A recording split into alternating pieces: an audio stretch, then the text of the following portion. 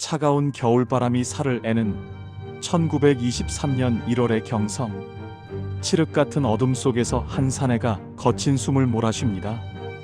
그의 손에 들린 차가운 쇳덩이 두 자루만이 유일한 동지였습니다. 곧이어 조선 총독부의 심장부, 종로경찰서를 뒤흔든 거대한 폭음은 전설의 시작을 알리는 서곡이었습니다. 수백 명의 일제 경찰이 포위망을 좁혀오는 가운데 오직 단신으로 맞선 그날의 처절했던 기록. 이것은 단순한 총격전이 아닌 빼앗긴 조국을 되찾기 위해 자신의 모든 것을 불태운 한 영웅의 피 끓는 서사시입니다. 본격적인 이야기를 시작하기 전 구독과 좋아요는 잊혀진 역사를 되살리는 큰 힘이 됩니다. 또한 영상 설명란에 인물 관계도를 남겨두었으니 함께 보시면 이해가 훨씬 빠르실 겁니다. 1923년의 정월은 잔인하리만치 차가웠습니다. 북풍은 날카로운 칼날이 되어 경성 시내의 골목골목을 핥히었고 사람들은 그 매서운 기운에 눌려 숨죽인 채 집 안으로 숨어들었습니다. 하지만 그 서슬 퍼런 추위보다 더 시린 것은 나라를 잃은 백성들의 가슴 속에 맺힌 응어리였습니다. 종로통의 밤은 일제 순사들의 구두 소리만이 규칙적으로 울려 퍼지는 거대한 감옥과도 같았습니다. 그 어둠의 한복판, 두터운 코트 깃을 세운 한 사내가 유령처럼 서 있었습니다. 김상옥. 그의 눈빛은 어둠 속에서도 형형하게 빛났으며 그의 품 안에는 조선의 심장을 다시 뛰게 할 뜨거운 불씨가 숨겨져 있었습니다. 그는 상하이에서 이곳까지 오는 내내 단 한순간도 긴장의 끈을 놓지 않았습니다. 임시정부의 막중한 임무를 띠고 압록강을 건너던 그날 밤의 공포와 결의가 여전히 그의 폐부 깊숙이 박혀 있었기 때문입니다. 사료의 기록에 따르면 그는 거사를 위해 치밀하게 준비된 인간 병기였습니다. 상하이에서부터 그와 함께한 마우저 권총 두 자루는 단순한 무기가 아니라 그가 짊어진 민족의 운명이자 동지였습니다. 차가운 금속의 질감이 손바닥에 닿을 때마다 그는 자신에게 되뇌었습니다. 이번 걸음이 마지막이 될지라도 조국의 하늘에 커다란 균열을 내겠노라고 말입니다. 그는 기차 안에서 일본 경찰의 눈을 피하기 위해 몇 번이고 옷을 갈아입고 신분을 위장했습니다. 창밖으로 스쳐 지나가는 식민지의 풍경은 처참했습니다. 헐벗은 산하와 굶주린 동포들의 눈망울을 볼 때마다 그의 손가락은 방아쇠를 당기듯 움찔거렸습니다. 압록강의 얼음판을 가로지르던 그 위태로운 순간 발밑에서 들려오던 얼음의 비명은 마치 억눌린 조선의 곡성처럼 들렸을 것입니다. 그는 그 소리를 가슴에 새기며 경성으로 향하는 철길 위에 자신의 목숨을 던졌습니다. 경성에 도착한 그는 곧바로 은신처를 확보하고 주변 지형을 살피기 시작했습니다. 그의 첫 번째 목표는 조선 총독 사이토 마코토였습니다. 일제의 압제를 상징하는 그 거대한 괴물의 목을 베어야만 잠든 조선이 깨어날 것이라 믿었습니다. 그는 날마다 변장을 한 채 총독의 이동 경로를 파악했습니다. 화려한 마차를 타고 호위병들에 둘러싸인 사이토의 모습을 멀리서 지켜보며 김상옥은 자신의 내면에서 들끓는 분노를 차갑게 식혔습니다. 적의 심장에 가장 가까이 다가가기 위해서는 얼음보다 냉철해져야 했기 때문입니다. 당시의 기록들은 그가 얼마나 철저하게 자신을 숨겼는지 전합니다. 그를 아는 지인들조차 시장통에서 스쳐 지나가는 그를 알아보지 못할 정도로 그는 경성의 어둠 속에 완벽히 녹아들었습니다. 하지만 그의 심장은 폭발 직전의 화산처럼 요동치고 있었습니다. 거사 전야 그는 종로경찰서의 담벼락을 응시했습니다. 그곳은 독립운동가들을 잡아가두고 고문하는 조선인들에게는 지옥보다 더한 공포의 상징이었습니다. 사이토를 향한 길목이 여의치 않다면 우선 이 추악한 공포의 상징부터 무너뜨려야 한다고 그는 판단했습니다. 하늘에선 이름 모를 눈발이 흩날리기 시작했고 세상은 하얗게 변해갔습니다. 그는 품 안에 폭탄을 매만지며 마지막으로 가족의 얼굴과 조국의 앞날을 떠올렸을 것입니다. 이제 주사위는 던져졌고 그가 내딛는 한 걸음 한 걸음은 역사의 물줄기를 바꿀 거대한 파동이 될 준비를 마쳤습니다. 고요한 경성의 밤 공기를 가르며 사내의 입에서 낮은 신음 같은 결의가 새어나왔습니다. 그것은 곧 닥쳐올 거대한 폭풍을 알리는 비장한 서곡이었습니다. 1923년 1월 12일 밤 8시 10분경 종로의 차가운 정적을 깨부순 것은 신의 진노와도 같은 거대한 폭음이었습니다. 일제 탄압의 상징이자 수많은 독립운동가의 비명이 서린 종로경찰서의 심장부로 김상옥이 던진 폭탄이 빨려 들어갔습니다. 굉음과 함께 뿜어져 나온 화염은 암흑에 잠겼던 경성의 밤하늘을 핏빛으로 물들였고 비산하는 유리 파편과 무너져 내리는 벽돌 더미 사이로 일제 경찰들의 단발마가 뒤섞였습니다. 폭발의 진동은 지면을 타고 김상옥의 발바닥에까지 전해졌습니다. 그는 자욱한 화약 연기 너머로 아수라장이 된 현장을 응시하며 비로소 조선의 울분이 작은 불꽃이 되어 터져나왔음을 직감했습니다. 사방에서 울려 퍼지는 호각 소리와 다급한 구두 소리가 은신처를 향해 좁혀오기 시작했지만 그는 당황하지 않았습니다. 오히려 차가운 밤 공기를 깊게 들이마시며 자신의 존재가 일제에게는 죽음의 그림자가 되었음을 선언하듯 어둠 속으로 몸을 날렸습니다.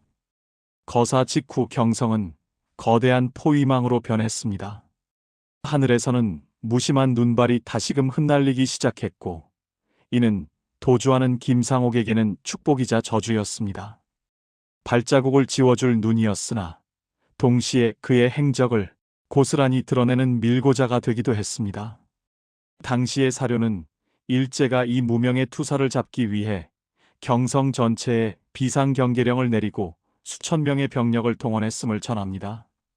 김상옥은 남산의 가파른 능선을 타며 추격대와 숨막히는 경주를 벌였습니다. 살을 에이는 칼바람이 뺨을 스칠 때마다 그는 정신이 맑아지는 것을 느꼈습니다. 뒤편에서 들려오는 수색견들의 기괴한 울음소리와 산 아래를 가득 메운 횃불의 물결은 마치 굶주린 늑대떼가 먹잇감을 쫓는 형국이었습니다. 그는 눈밭에 미끄러지고 날카로운 나뭇가지에 살점이 뜯겨나가면서도 결코 멈추지 않았습니다. 그의 머릿속에는 오직 살아남아 다음 거사를 이어가야 한다는 일념뿐이었고 그 결연함은 인간의 한계를 넘어선 초인적인 힘을 만들어내고 있었습니다. 천신만고 끝에 그는 삼판동의 작은 은신처에 몸을 숨겼습니다. 사방이 꽉 막힌 좁고 습한 다락방에서 그는 거친 숨을 몰아쉬며 피로 얼룩진 옷을 수습했습니다. 방 안에는 곰팡이 냄새와 자신의 몸에서 배어나온 비릿한 혈흔의 향이 뒤섞여 코를 찔렀습니다. 며칠간 제대로 먹지도 자지도 못한 탓에 정신은 몽롱해졌으나 품속의 마우저 권총을 만지는 손길만큼은 정교했습니다.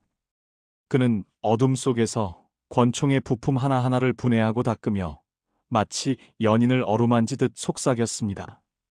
아직은 쉴 때가 아니라고. 너와 내가 해야 할 일이 산더미처럼 남았다고 말입니다.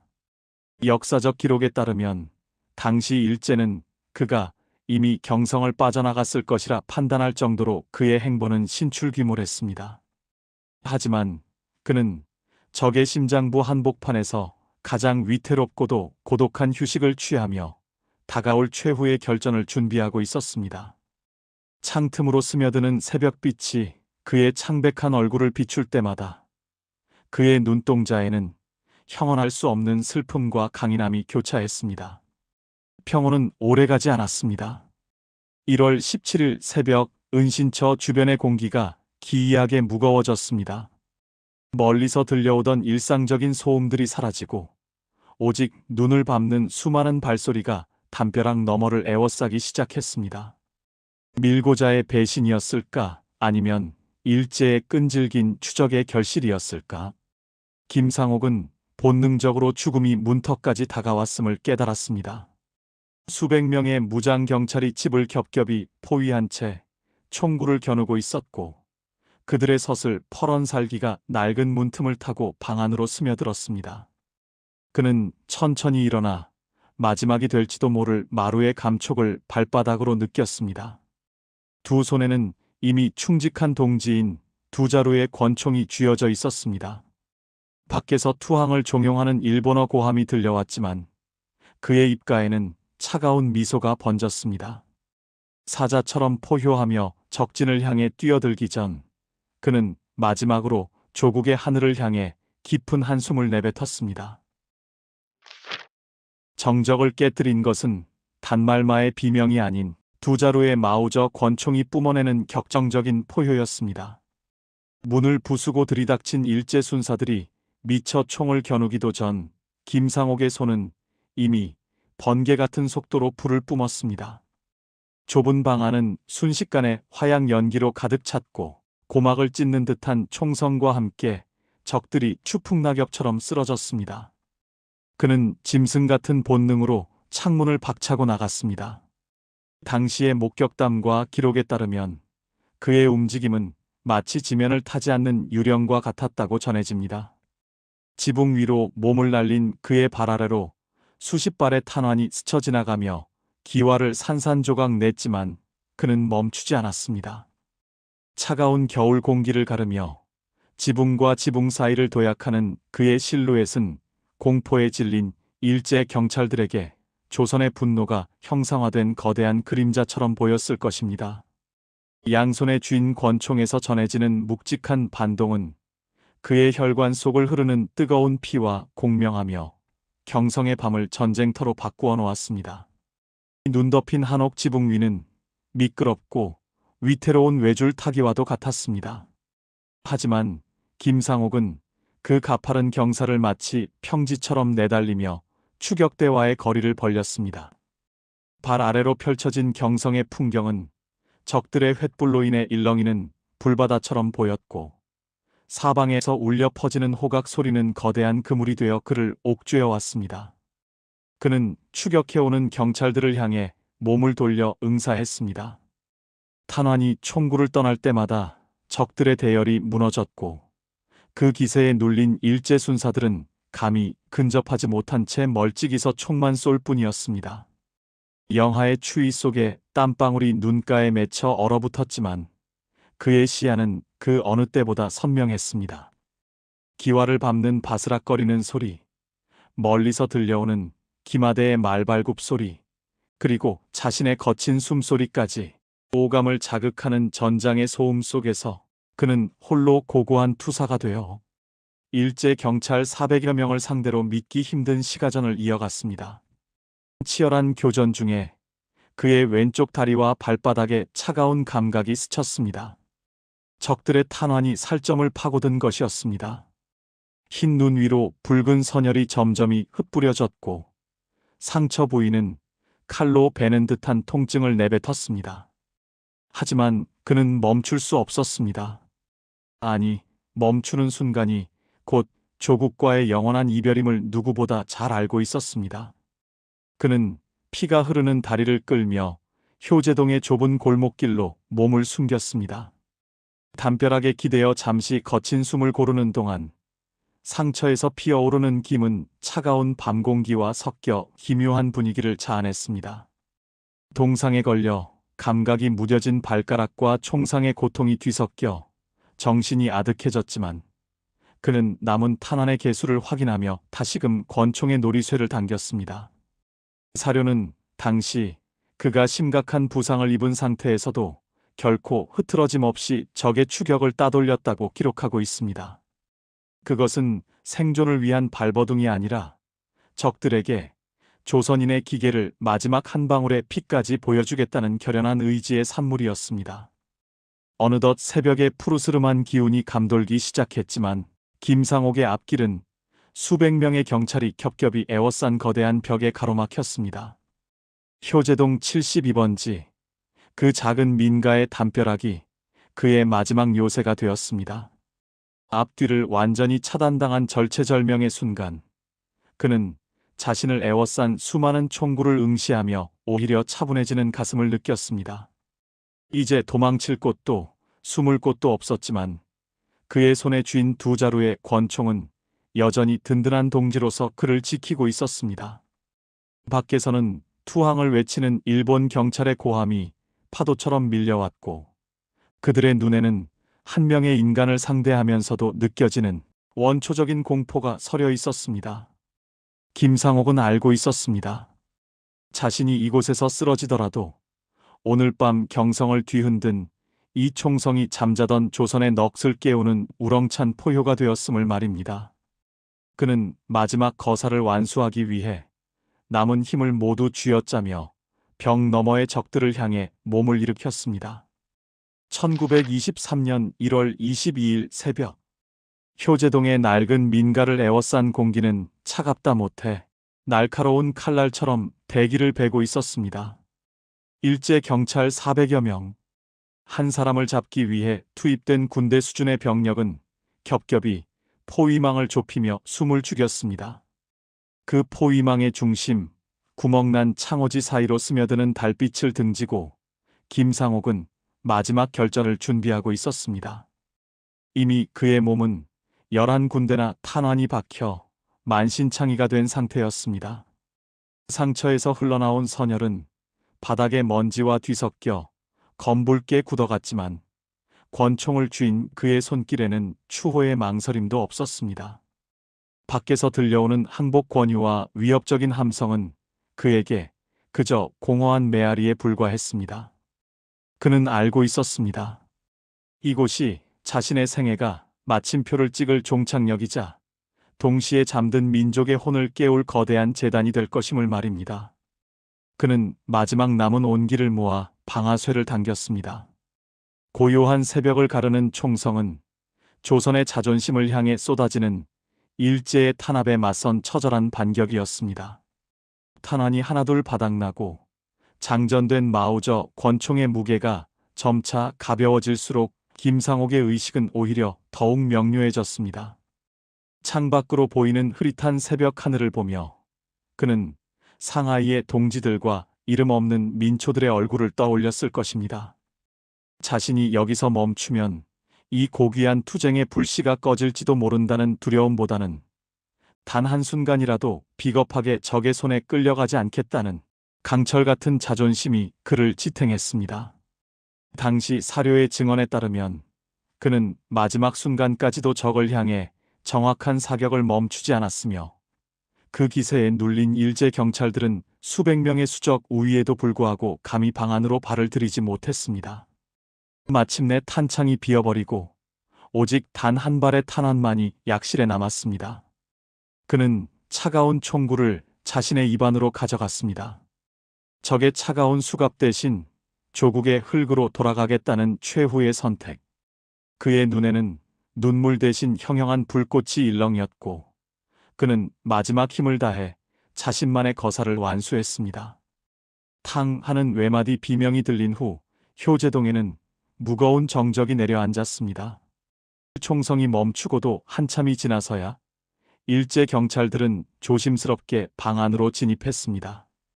그들이 마주한 것은 처참하게 부서진 가구들 사이로 단정하게 쓰러진 한 투사의 모습이었습니다. 기와 지붕을 넘나들며 수백 명의 포위망을 농락하던 그 괴물이 사실은 피투성이가 된 채 홀로 싸워온 가냘픈 인간이었다는 사실에 일본 순사들은 형언할 수 없는 전율을 느꼈습니다. 당시 현장을 지휘하던 지휘관조차 그의 시신 앞에서 말을 잃었으며 그가 보여준 초인적인 저항에 경외심 섞인 공포를 느꼈다고 사료는 전합니다. 11군데의 총상을 입고도 마지막 한 발을 자신을 위해 남겨두었던 그 지독하리만치 고결한 투혼. 그것은 일제가 그토록 자랑하던 근대적 무력으로도 결코 굴복시킬 수 없는 조선의 정신 그 자체였습니다. 눈 덮인 마당에 뿌려진 그의 핏자국은 아침 햇살을 받아 보석처럼 빛났고 그가 떠난 자리에는 오직 적들의 당혹스러운 침묵과 조선인들의 가슴 속에 번져나갈 보이지 않는 불꽃만이 남았습니다. 김상옥이라는 이름은 그렇게 전설이 되었습니다. 그가 경성 한복판에서 홀로 치렀던 3시간의 시가전은 단순한 총격전이 아니었습니다. 그것은 죽음으로 써내려간 독립선언서였으며 무력감에 빠져있던 동포들에게 던진 뜨거운 불덩이였습니다. 훗날 그의 순국 소식을 들은 임시정부의 요인들은 고개를 숙여 통곡했고 경성의 백성들은 남몰래 그가 쓰러진 자리를 바라보며 눈물을 훔쳤습니다. 시간이 흘러 그날의 화약 냄새는 사라졌지만 그가 남긴 마지막 한 발의 정신은 끈질기게 살아남아 광복의 밑거름이 되었습니다. 오늘날 우리가 딛고 선 이 땅은 자신의 모든 것을 던져 어둠을 밝히려 했던 김상옥과 같은 영웅들의 피로 일구어낸 기적입니다. 비록 육신은 흩어져 바람이 되었을지라도 그의 고결한 투혼은 역사의 붓으로 기록되어 영원히 지지 않는 불꽃으로 우리 가슴 속에 타오르고 있습니다.